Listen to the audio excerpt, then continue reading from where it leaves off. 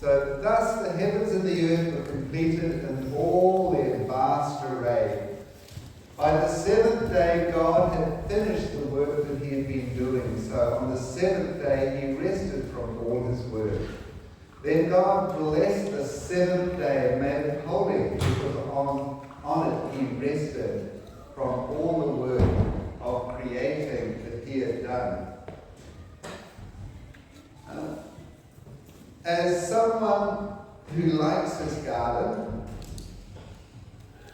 and is from a family full of incredibly keen gardeners, I like this quote. Genesis 1-11 is the bud from which the rest of the Bible blossoms from. This is actually from this book. It's a book that Jason gave to us, those of us who are preaching on this series, and it's a good read. I really enjoyed it. I'm still sort of looking it up and getting some fresh ideas for next week's sermon. So there's a sense that this quote could also be applied to just the 3 verses that we're looking at today. The incredibly short verses, and yet they're hugely important to letting us know what is the true purpose of creation. Why are we here? It's letting us know why God did what he did on days 1 to 6. And it's giving us the background. You know, in Genesis 1 we are told that we are made in the image of God. And Jason helped us understand about some of the stuff and the implications of that. But we have, the core of this is in verses 2 and 3, we just have 21 words. And 21 words that, believe me, there are many, many, many sermons that could be preached from this 21 words. And I'm struggling to sort of get it down simple for just a single Sunday. But there's a really powerful vision here. And that there's just wonderful details about what this world is meant to be and what God's intended purpose for creation really is. So Genesis 1 tells us what God made. What he made? He made everything. And these verses really get down to the nitty-gritty of why did he make the world. As I was preparing this, I kind of was thinking of a painting. Perhaps this is a Rembrandt. And you look at it and you think, well, there's just splodges of paint. There's not much there. But as you stare at a masterpiece like this, and you stare for it again and again, and as you spend time, you start realizing that all over this painting there's incredible detail. And as you sort of look at the detail, you begin to appreciate that Rembrandt is a true master. And the details in these 3 verses, and it's mainly verses 2 and 3, are awe-inspiring. And they let us know, what is the true character of the universe. And so I invite you, come with me. Let's sort of dive into this thing. Let's hunt up some buds in these lines that I'm sure will change our lives. So these verses are poetry. And in the case of poetry is often poetry brings its message not by actually what is written down, but what is not written. What the poet chooses to leave out. Things that we expect to be in there, but isn't. And, some of the problems that we have is that we don't share the expectations of the original readers. And so we miss some of the stuff that's in here. So, thus the heavens and the earth were completed in all their vast array. So we've got the movement, the music has been building up into a crescendo as we're going through Genesis 1. And now Genesis chapter 2 verse 1 is we've got the crescendo, the first movement of the biblical symphony. The heavens and earth are completed. The universe is not like Jason's unfinished book. It's a finished book. All that we need for this world to function well has been put in place. The king's palace has been built. And now we're going to be told why. And it's only going to take us 21 words to do that. By the seventh day, God had finished the work that he'd been doing. So on the seventh day, he rested from all his work. Then God blessed the seventh day and made it holy, because on it he rested from all the work of creating that he had done. So we get these 7, 7, 7s, 3 times in 2 verses.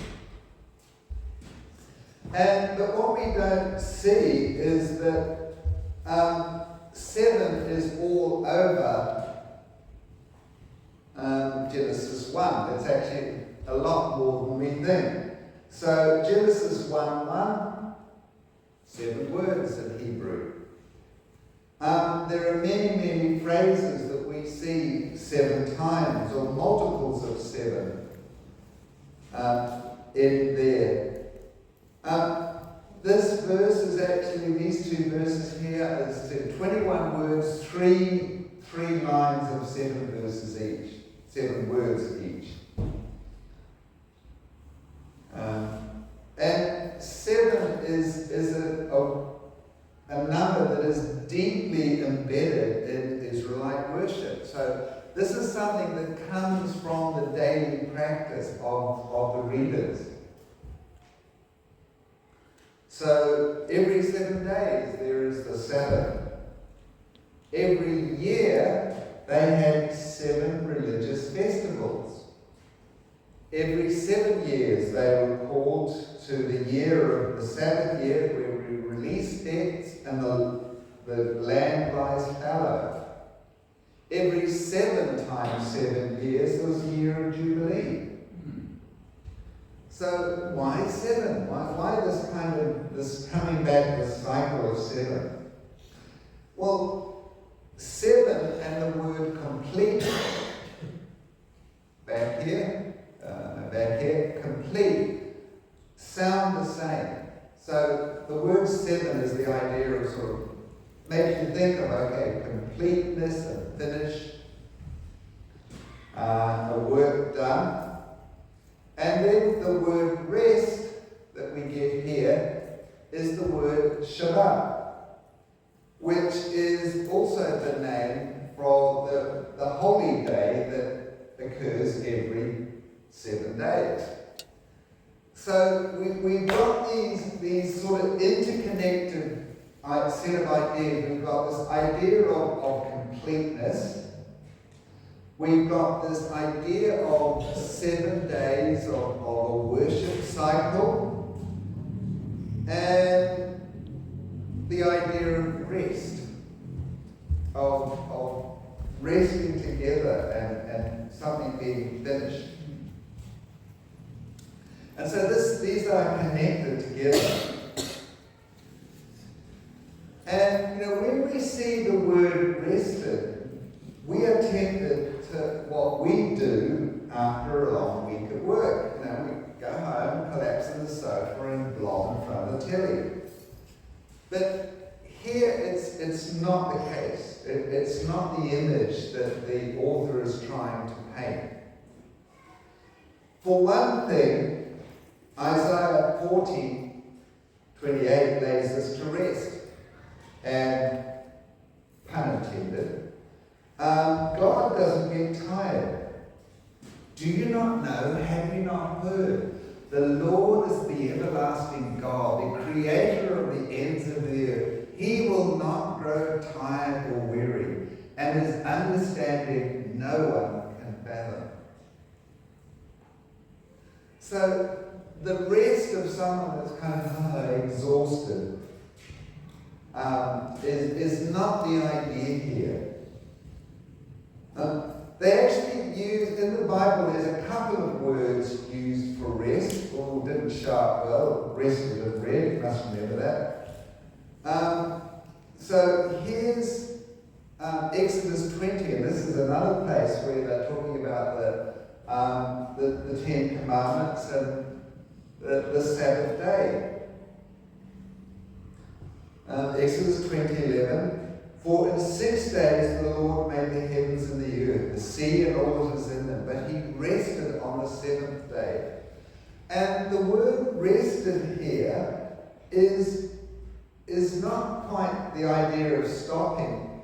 It's more the idea of a nomad. Somebody, nomads, Abraham was a nomad. He didn't have a place to stay. He kept on moving around. And rested is a nomad saying, well, I'm finished my wanderings, I'm going to stop, and this is where I'm going to stay. Or there's a more modern comparison, and I think Jason sort of used this one a little bit the other day as well, where he said that the office has been built, so the company has been building their fancy new office block, and it's taken a long time to build it. But when they built it, the company moves into the office block and starts working, and they get to work. And so this resting is the idea, we're here to stay. We're going to do business, and we plan to be here a long time. We are staying here. We are resting. That's the idea of resting. So, in another verse is in Psalm 132. And it uses resting several times here. It says, and Psalm 132 is one of the things where they're talking about going up to Jerusalem for worship. And it says, let us go to his dwelling place. Let us worship at his footstool, saying, arise, Lord, come to your resting place, you and the ark of your might. For the Lord has chosen Zion. He has desired it for his dwelling, saying, this is my resting place forever and ever. Here I will sit enthroned, for I have desired of it. So we're not talking about a tired worker who's, done his week's work and he's wanting a break. We're not talking about God disappearing off for a while and slumbering in a corner. The focus of the word rest here is of a king moving into his palace and remaining there and reigning with this unshakable might and power forever. Or more importantly, that the link is of God, a God being firmly established in his temple. And these words here that we get in Genesis 2 and 3, and indeed this whole picture from the start of Genesis 1 is the idea of constructing a temple. It's a picture of putting together a temple. So these verses in Genesis 2 and 3 are telling us that this earth, This whole creation is God's dwelling place. The whole earth is God's temple. When God completes his work and rests on the seventh day of his creation, the Bible is saying that God's glorious presence fills the earth, which is his temple. So, the role of temples in the ancient world is not just a place where people come to worship. But the role of the temple was a place of deity, a place where the God was, where he existed. So the temple was sacred space.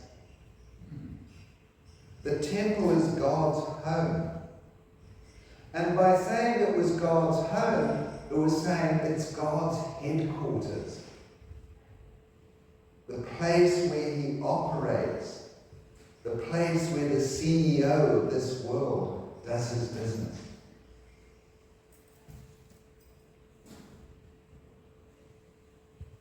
When deity rests at his temple, it means that he's taking command. He's going up onto his throne. And he's ruling and ordering the world. So the linking of the creation of the world with the temple is a claim that God rules over the whole world.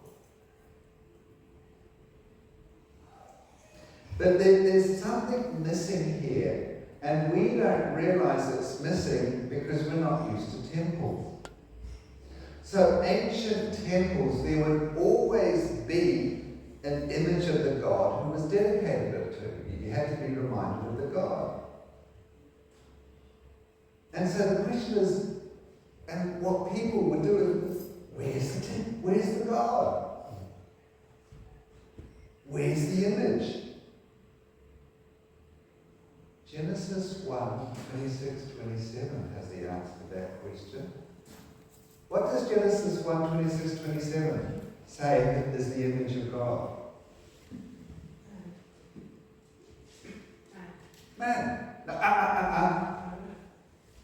humanity. Or man and woman. Sorry, I put my teacher's classroom thing in there. It's you and me. These 3 lines of poetry are telling us that God takes up his residence in humanity residence in creation with humanity, with you and us. The purpose of creation was that heaven and earth could be united. God in this creation as his temple and humanity as the image of God. We are lifted up, made in the image of God, and we're put into this temple. We're exalted as part of the Sabbath day. And these are linked together. The seventh day becomes a day for us, humanity, to enjoy our status as God's image. Mind-blowing, isn't it?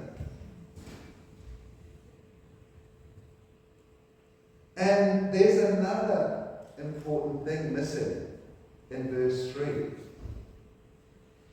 Tell me, how did day 1 end? There was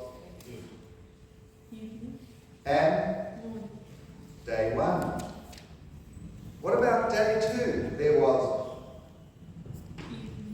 and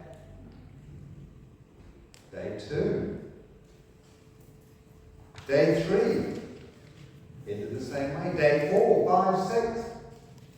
The identical phrase, evening and morning.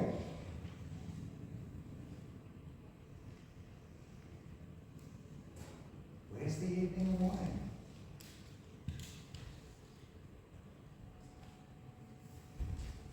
You can be very, very, that the evening and morning part just didn't get missed by accident. It wasn't an oversight. It looks super small, but you can know for certain that the writer of this poem wasn't telling you something by leaving that phrase, evening and morning, out. The hint that it's giving is day 7 is not finished. This 7th day is not over. The sun has not set on God's Sabbath. In fact, it will never set. That's what these verses are saying. That's what these verses are claiming. The 7th day is the day when God is reigning in his throne room, and it is not over. He is still in his control room, and from there he runs the cosmos, which he set up. That's what these verses are claiming. That's what it's saying.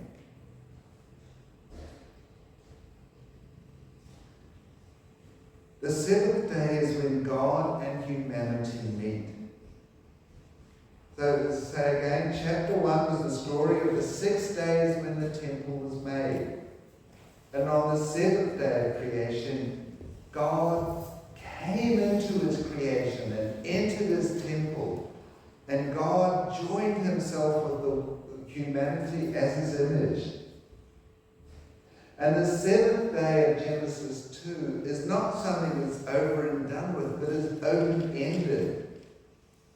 On the 7th day, we remember not only that God created, but we participate.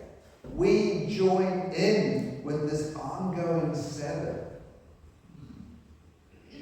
And Revelations chapters 21 and 22 tells us that this Sabbath will not finish. There is an eternal rest when heaven and earth are finally joined together. You know, I grew up thinking, oh, Sabbath, not a great idea. You know, it was for Jews. And, well, you know, you're always told how bad Jews were, you know, from you know, issues with Jesus and Jews and things. Or the other thing is, you know, Sabbath was a sort of an old-fashioned idea. You know, the people who like sort of their rigid religion that sort of stuffy and form that had no heart. But there is awesome depth in the Sabbath. There are so many things that I could say. You know, and I was sharing with Philomena about, you know, what I wanted to say, and she kept on saying, look, you haven't said this, and you haven't said this. I'm thinking, well, yeah, we don't have 5 hours, I don't know. You might think it's long enough as it is, but sorry. But yeah, I'm very firmly convinced that the idea of the Sabbath is something that's truly essential for us all to understand and to all to appreciate.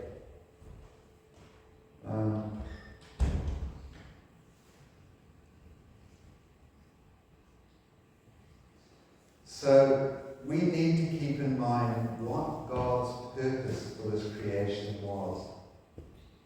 And it's very firmly embedded in here. And you know, God's purpose for this creation has not changed. The 7th day teaches us, and one of the key things that I want to highlight is this creation story is telling us that all time is God's time. We are in that Sabbath right now, this eternal Sabbath. Therefore, all time is sacred. All time is God's time. All time is sacred.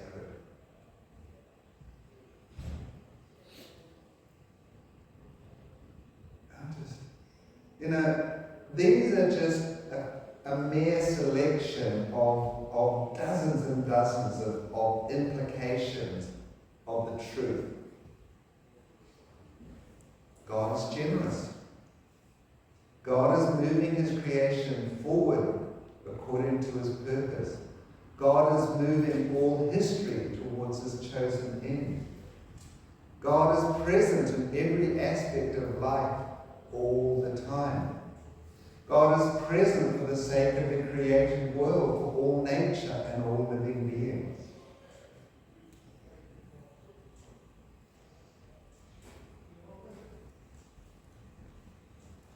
So Genesis 2 is teaching us that all time is sacred. We are invited to join God in stewarding this world. All our actions have the ability to become sacred. And I'm very much aware that what I'm saying is just kind of, it's crazy. How do I grasp it? It's making no sense. I really, really struggled this week. How do I put these words into ways that we can really believe it, or really just begin to understand it? And I know that I'm just scratching the surface, and I'm not doing a very good job of putting these truths before you.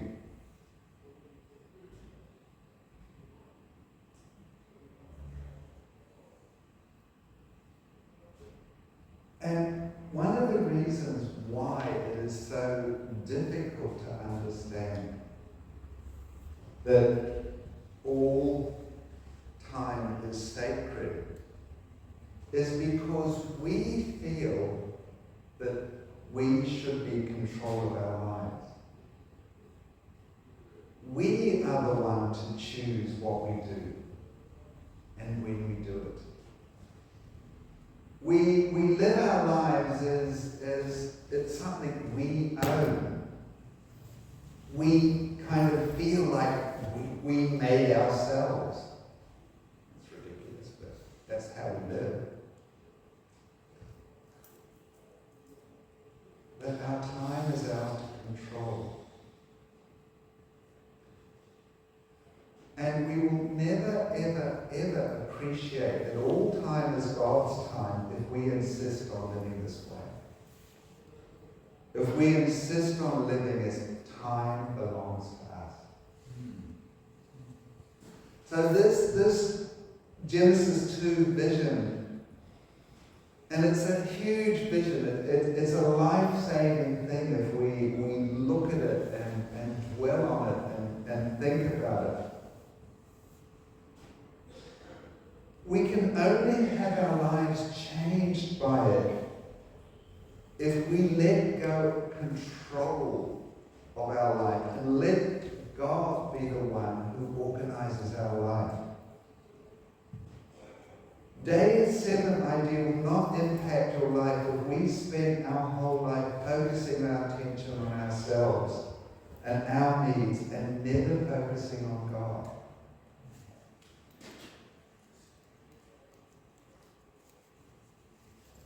So there's a big picture out there, and I realize that I'm quickly painting a big picture that we cannot, I cannot sort of express it in these few minutes I've got here. But I really believe that the secret of letting us understand or have this change our lives is first let God change small things in your life. Let God set his priorities with your time. A little bit here, a little bit there,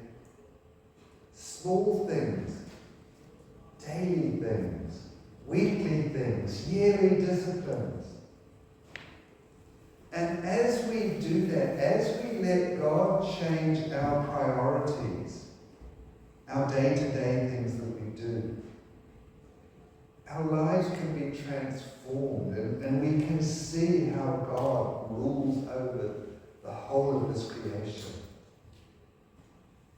And so I think this is the first lesson of Sabbath.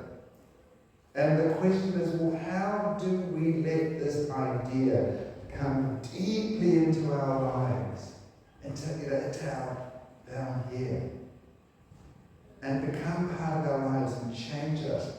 How can that original grand vision of the Sabbath be part of our lives, particularly after sin has entered our lives? Because let's face it, the whole world is pushing us against and telling us that God isn't in control, that your life is yours, you get to choose. And that's against these words here.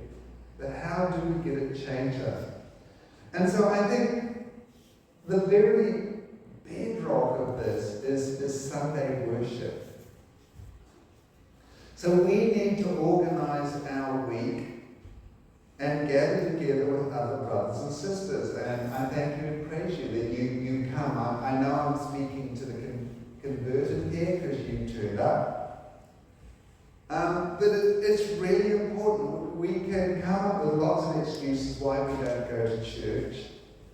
And we will never truly realize that God controls history if we don't let God control our time enough that we can't take one day a week to come and focus on God with other believers.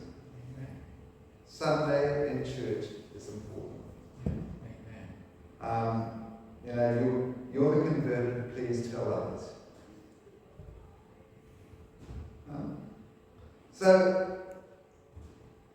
Other parts of the Old Testament developed the idea of 7 days and multiples of sevens as practical tools to growing spirituality.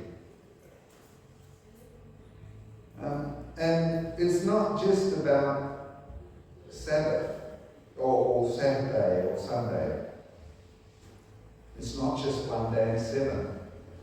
And last year the theme of Sabbath came up in our home group, and it struck me that the word Sabbath shouldn't be left as a 1 day in 7 idea. But we need to regularly stop and change what we're doing and focus on God. And this is, the spirit of Sabbath. We need all sorts of Sabbaths. And so I asked the question, the question came up in my mind during home group. What thing was going to be our Sabbath this week? What were we going to do during the week to help us focus on God and let God change how we use time? So, there were a number of ideas, and we shared, and someone said that they were going to go and commit to going through a prayer list at the end of the day. And that discipline was something that was going to remind them that God is in control. Another person in the group said that they would turn the radio off when they were in the car while commuting to work, and focus on God rather than listening to the radio. And I said, one thing I said that I was going to make sure that I was going to get up early enough so the time between when my alarm went off in the morning and I walked out of the front gate, it wouldn't all be rushed. And I could stop and focus on God in that time in the morning. And I personally found, as my testimony, that calling that time Sabbath actually helped me be more consistent, helped me be more faithful to the idea that I needed to be faithful and focusing on God, plug into this bigger idea of these, the worship the people of God over centuries. It just wasn't sort of something private that I was doing. We can think of Sabbath in longer cycles as well. Over the last couple of years, I've been trying to do some Bible study projects. And, I haven't been having much success. So I think a number of years ago when I was at Keswick, I said I was going to do this particular thing, and I haven't been too successful. But I found I've started to call the times when I do sit down and do this project, I call it a sabbatical. It might only be half an hour, some days it's longer. And calling it a sabbatical has just been sort of a lift, an incentive that I've had more joy and more focus in going in and doing this extra Bible study. So here I am. I have longer term projects of study and reading the Word. We talked about Keswick. Plan in your year, go to Keswick, or some other sort of Bible conference. And I think we also have to be appreciative of life gets busy. We can go weeks, months, or years without proper breaks.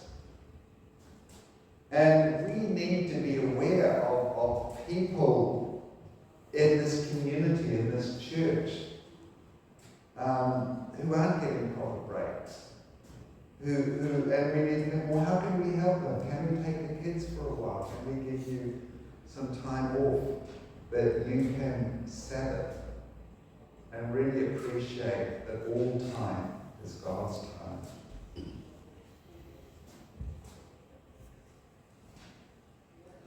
I'm done speaking. I'm just going to give you some time of quiet, a time of rest. And I just invite you to bow your head and please just pray and ask God and say, Lord, what is one thing that I can do this week? What is one thing that I can Sabbath to you this week? Where I'm going to dedicate and say, this is time given for you. This is time not for my priorities, but it's for you. So let's pray and ask God to show us.